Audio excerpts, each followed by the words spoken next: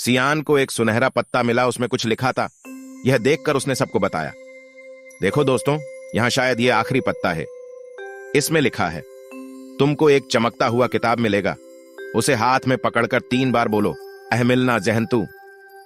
सारे दोस्त किताब ढूंढ के वैसे ही करते हैं जैसे कहा गया पत्ते में लिखा था। एलिटा, रोजेक, यूसी, सियान और उवेन उस शब्द को दोहराए। उनके बोलते ही सब अंधेरा हो गया और एक तेज रोशनी के साथ वो सब एक जादुई, सुंदर और अद्भुत जगह में पहुंच गए, जहां झरना, जंगल और घर थे। आज तक ऐसा जगह किसी ने नहीं देखी थी। सब यहां वहां देख रहे थे।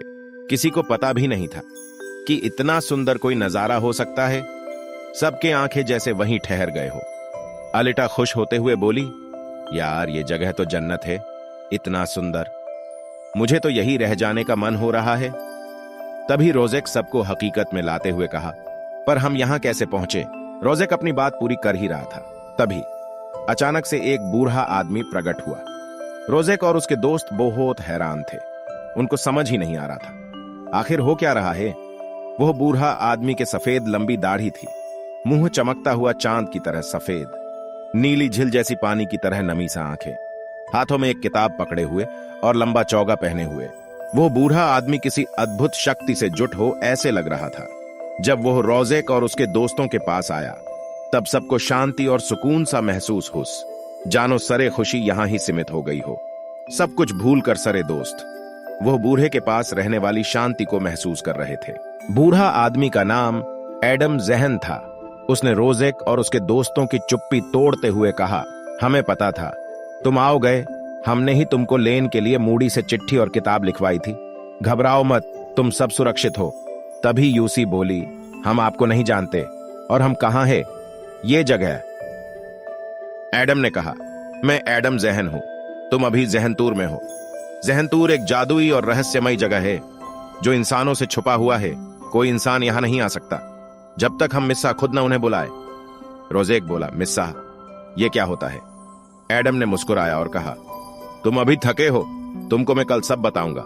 अभी तुम चलो, थोड़ा आराम कर लो, रात बहुत हो चुकी है। अलिटा बोली, पर हम कैसे चले आपके साथ? हमारे घर में सब हमारा इंतजार कर रहे होंगे। सब दोस्त हां में सिर हिलाए। एडम बोले, चिंता नहीं है, हम सबको भुला देंगे कि आप सब कुछ दिनों के लिए बाहर थे। सब एडम के पीछे पीछे चले। वह सब एक महल जैसे घर के पास खड़े थे। रात के अंधेरे में आसमान चमक रहा था, महल जैसे चांद की रोशनी में भीग रहा हो। वह अद्भुत नजारा मन को छू रहा था। सबके सांसों में भीनी मिट्टी और फूलों की खुशबू मन को शांत कर रही थी। वह सब महल में चले गए। एडम उन्हें एक घर दिखाया जहां वो आराम करने वाले थे। सब चौंक गए जब एडम ने कमरे का दरवाजा खोला। सारे पलंग हवा में उड़ रहे थे। कमरा आलीशान था, वैसा कोई राजा या 5 स्टार होटल में भी ना हो। इतना आलीशान और जादुई कमरा किसी ने सोचा भी नहीं था। एडम बोले, बच्चों, हमें पता नहीं था कि आप इतने सारे होंगे। हमें लगा था कि कोई एक ही होंगे जिसे प्रकृति चुनेगा। तुम आराम करो, तुम्हारे खाने का सामान भी वही रखा है। रात अच्छा बीते। इतना कहकर एडम चले गए। सब दोस्तों अपने अपने बिस्तर चुने और बैठ गए। उवेन बोला, ये सब तो बहुत अजीब हैं। रोजेक, तूने सपने में इसी बूढ़े आदमी को देखा था? रोजेक बोला, नहीं, वो एडम जहन नहीं है, मैंने किसी और को देखा था। अभी सब सो जाओ, कल सुबह हम बात करेंगे कि हमें यहां क्यों लाया गया है। सब दोस्त एक दूसरे को गुड नाइट कहते हुए सो गए। पर रोजेक को सब अजीब लग रहा था। वो खिड़की के पास गया जहां से तेज चांद की रोशनी आ रही थी। उसने देखा कि आसमान में दो चांद हैं। ऊपर से पूरा जहनतूर का नजारा मन को अंबर से मुला रहा था। थोड़ी देर चांद को देखने के बाद वो अपने बिस्तर पर जाके सोया। बिस्तर नरम, ठंडा और मुलायम था। उसे ऐसा लग रहा था कि वो बदलों में सोया हुआ है। हल्का हल्का बिस्तर झूल रहा था।